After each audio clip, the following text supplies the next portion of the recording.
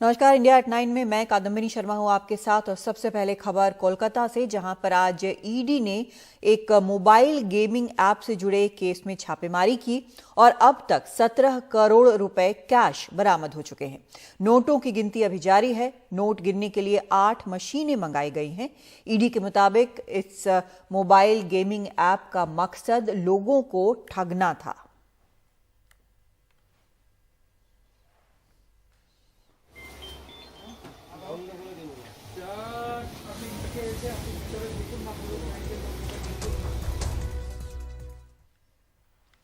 केंद्रीय गृह मंत्री अमित शाह ने आज कांग्रेस की भारत जोड़ो यात्रा और राहुल गांधी पर तंज कसा। उन्होंने कहा कि राहुल गांधी विदेशी टी शर्ट पहनकर भारत जोड़ने निकले हैं। दरअसल कल बीजेपी ने राहुल गांधी की एक फोटो ट्वीट की थी। बीजेपी ने कहा था कि राहुल गांधी की टी शर्ट 41,000 रुपए की है। इसी को लेकर आज अमित शाह ने तंज कसा।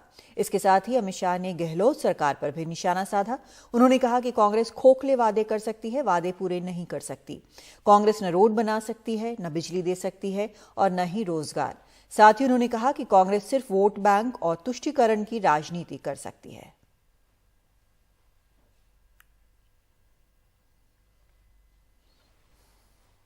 अभी ये वो राहुल बाबा भारत जोड़ो यात्रा लेकर निकले हैं।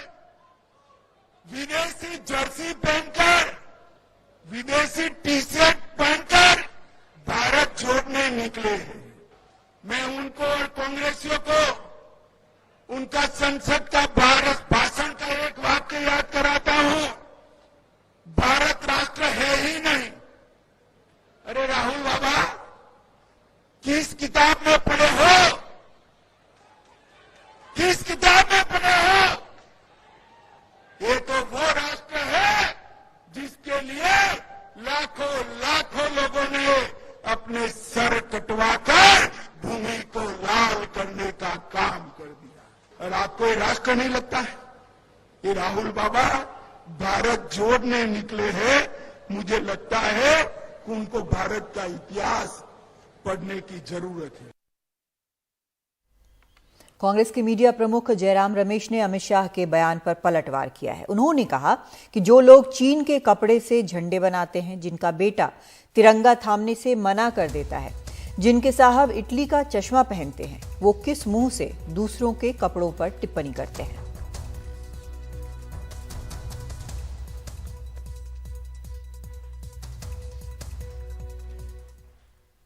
और गृहमंत्री अमित शाह ने राजस्थान के मुख्यमंत्री अशोक गहलोत के गढ़ यानी जोधपुर में पार्टी के ओबीसी मोर्चे की बैठक करके चुनावी बिगुल फूंक दिया है। उन्होंने गहलोत पर भी निशाना साधा और जातिगत समीकरण को साधने की कोशिश की। राजस्थान में भाजपा की ओबीसी मोर्चा की राष्ट्रीय कार्यकारिणी की बैठक की जगह जोधपुर, मुख्यमंत्री अशोक गहलोत का गृह जिला, यानी चुनावी रणनीति में सीधा अशोक गहलोत के गढ़ में सेंध लगाने की कोशिश। लेकिन ये सिर्फ उनके जिले ही नहीं बल्कि जातिगत समीकरण को भी साधने की कवायद है। ओबीसी मोर्चा की बैठक जोधपुर में सोच समझ के रखी गई है। गहलोत भी ओबीसी वर्ग से आते हैं और इस बैठक के निशाने पे भाजपा के लिए ओबीसी वोट बैंक ही है। सिर्फ अशोक गहलोत का माली ओबीसी समाज ही नहीं बल्कि पश्चिमी राजस्थान में फैला हुआ जाट समुदाय जो हर चुनाव में निर्णायक भूमिका निभाता है। अमित शाह ने ओबीसी मोर्चा की राष्ट्रीय कार्यकारिणी को संबोधित किया। बूथ सम्मेलन में भी उन्होंने कार्यकर्ताओं को संबोधित किया। साफ है कि भाजपा ने चुनाव 2023 की तैयारी शुरू कर दी है। अभी देश में कांग्रेस की 2 सरकारें हैं। कितनी हैं? दोनों का चुनाव 23 में है। कब है? छत्तीसगढ़ और राजस्थान में अगर भाजपा सरकार होती है तो क्या बचेगा? जोर से बोलिए, क्या बचेगा? करने जैसा काम है या नहीं है? है या नहीं है?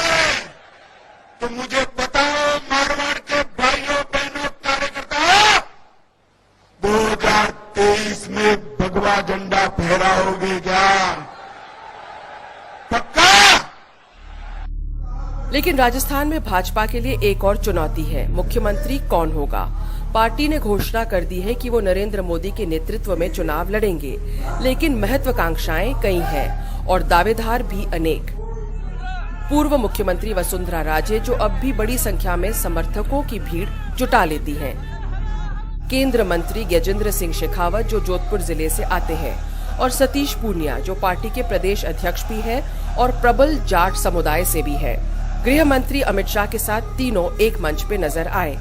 भाजपा ने एकता का संदेश जरूर दिया है, लेकिन दिग्गज नेताओं की महत्वाकांक्षाओं को संभालना शायद इतना आसान नहीं होगा। जयपुर से हर्षा कुमारी सिंह, एनडीटीवी इंडिया।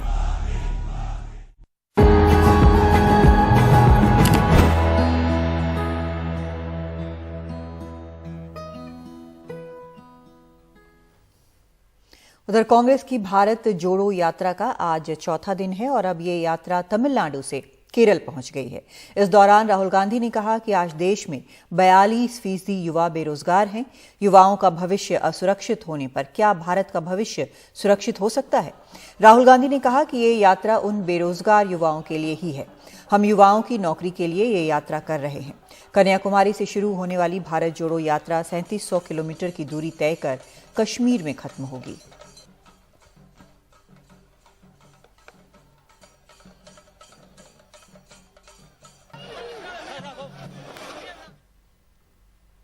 चुनावी रणनीतिकार और नीतीश के करीबी रहे प्रशांत किशोर ने आज नीतीश कुमार पर निशाना साधा। उन्होंने कहा कि बिहार में कई गठबंधन बने और टूटे, कई तरह के जोड़ बने और टूटे, लेकिन एक ही जोड़ है जो नहीं टूट रहा। उन्होंने कहा कि और वो है नीतीश और सीएम की कुर्सी के बीच का जोड़। फेविकॉल कंपनी को नीतीश कुमार को ब्रांड एम्बेसडर बना लेना चाहिए। साथ ही उन्होंने नीतीश के विपक्षी नेताओं से मिलने पर कहा कि इससे कोई सियासी भूचाल नहीं आने वाला। बिहार में कई तरह के जोड़ को हम लोगों ने बनते और बिखरते देखा। हमने देखा कि नीतीश जी कैसे बीजेपी को के साथ थे, फिर उसको छोड़ा, फिर उसके साथ आए, फिर छोड़ा, फिर साथ में आए। तो हर तरह के गठबंधन, हर तरह के जोड़ बने और टूटे।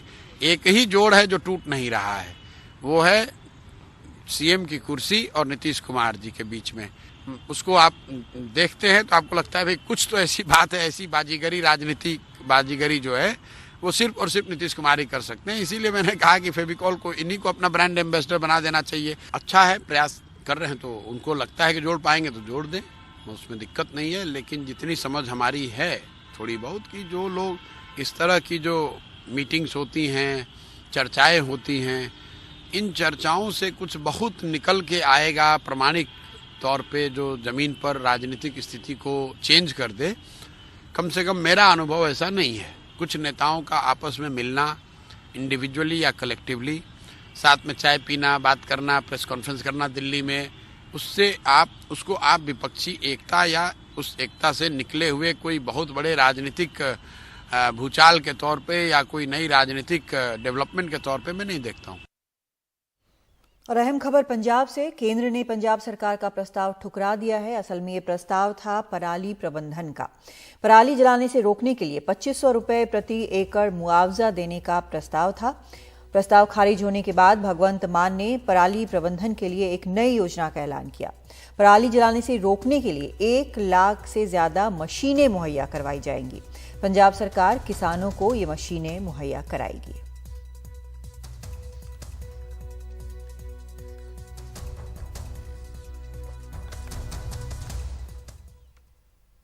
और इस सबके बीच सिद्धू मूसेवाला मर्डर केस में पुलिस ने एक और शूटर को गिरफ्तार किया।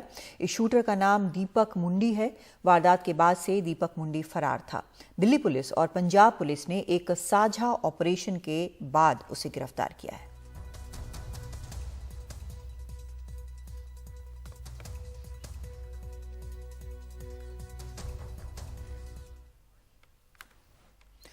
और महाराष्ट्र में गणेश विसर्जन के दौरान कुल 20 लोगों की मौत हो गई है। विसर्जन के दौरान पानी में डूबकर करीब 14 लोगों की मौत हुई। दूसरी तरफ विसर्जन के दौरान नागपुर में सड़क हादसे में 4 लोगों की मौत हो गई और कुल मिलाकर यहां पर 20 लोगों की मौत हुई है। इस पर और जानकारी सुनील सिंह हमारे संवाददाता दे रहे हैं। जैसा कि सभी जानते हैं कि इस बार कोई पाबंदी नहीं थी, जैसा कि पिछले 2 साल रही है। लिहाजा कल हमने देखा कि गणपति विसर्जन के दिन बड़े पैमाने पर लोग गणेश मूर्तियों को देखने के लिए या साथ में जाने के लिए विसर्जन के दौरान सड़कों पर लाखों लोग दिखाई पड़ रहे थे। अब ये जानकारी उभर कर आई है कि पूरे राज्य भर में कुल 14 लोगों की मौत हो गई है पानी में डूबने की वजह से, यानी कि विसर्जन के दौरान जब वो समुद्र में, नदी में, तालाब में गए हैं उस दौरान मौत हुई है। उसमें जो जानकारी मिल रही है कि अहमदनगर में 2 मौत हुई है, वर्धा में 4 और धुले पुणे शहर में भी इस तरह की मौत हुई है। जबकि 6 ऐसे मौत हुई है जो अलग अलग हादसों में है, जैसे कि नागपुर में सड़क दुर्घटना में 4 लोगों की मौत हो गई, ठाणे में एक महिला की मौत पेड़ गिरने की वजह से हो गई और पुणे में ही एक व्यक्ति जो है वो कुएं के चबूतरे पर गिर गया, इसके लिए उसकी मौत हो गई। तो ये गंभीर हादसे उभर कर सामने आए हैं और बड़ा एक आंकड़ा है। अगर हम पूरे राज्य भर का देखें तो 20 लोगों की मौत होना, वो भी ऐसे पर्व में जो कि उल्लास का है, उमंग का है, लोग खुशी मनाते हैं, भगवान की पूजा करते हैं, आराधना करते हैं, लेकिन अंतिम विदाई के दौरान इस तरह का एक दुखद हादसा भी देखने को मिला है जिसमें अलग अलग 20 लोगों की मौत हो गई है। लंपी बीमारी ने अब दिल्ली में भी दस्तक दे दी है। 16 राज्यों में से 17 लाख से ज्यादा मवेशी इस वक्त लंपी की चपेट में हैं। कई पशुपालक किसानों को लंपी बीमारी के चलते भारी आर्थिक नुकसान उठाना पड़ा है। रविशंजन शुक्ला की रिपोर्ट। लंपी से 17 लाख से ज्यादा मवेशी बीमार हैं और 68,000 से ज्यादा मवेशियों की मौत हो चुकी है। हालिया मामला दिल्ली का है, जहां 170 से ज्यादा मवेशी लंपी से बीमार पाए गए हैं। आनन फानन में दिल्ली सरकार ने कंट्रोल रूम बनाकर हालात पर नजर रखने के लिए 4 कमेटी भी बना दी है। लंपी वायरस का जो चारों तरफ प्रकोप है, उसके लक्षण दिल्ली के अंदर भी पिछले कुछ दिनों में पाए गए। 173 मामले अभी तक दिल्ली के अंदर, खासतौर से जो दक्षिण और पश्चिम दिल्ली के हिस्से हैं, वहां पर ये लंपी वायरस का प्रभाव देखा गया है। केंद्र सरकार भी मान रही है कि लंपी की बीमारी फैल रही है। इसी के चलते सभी राज्यों को लंपी से बचाव के लिए वैक्सीनेशन का काम तेजी से करने की सलाह दी गई है। एक कंट्रोल रूम बनाकर लंपी बीमारी पर नजर भी रखी जा रही है। लेकिन पशुपालन मंत्री पुरुषोत्तम रूपाला का कहना है कि अब तक लंपी से दूध के उत्पादन पर असर नहीं पड़ा है। दूध का सबसे बड़ा संकलन हो रहा है गुजरात से, और कल ही मेरी अमूल से बात हुई थी। उन्होंने बताया है कि वहां उनके दूध के कलेक्शन पे कोई असर नहीं है। लंपी की बीमारी कीट, मच्छर और परजीवियों के संपर्क में आने से होती है। इसके लिए केंद्र सरकार ने एक प्रोटोकॉल भी जारी किया है कि मवेशियों के मरने पर उन्हें कैसे गाड़ना है और बीमार मवेशियों को कैसे अलग थलग करना है।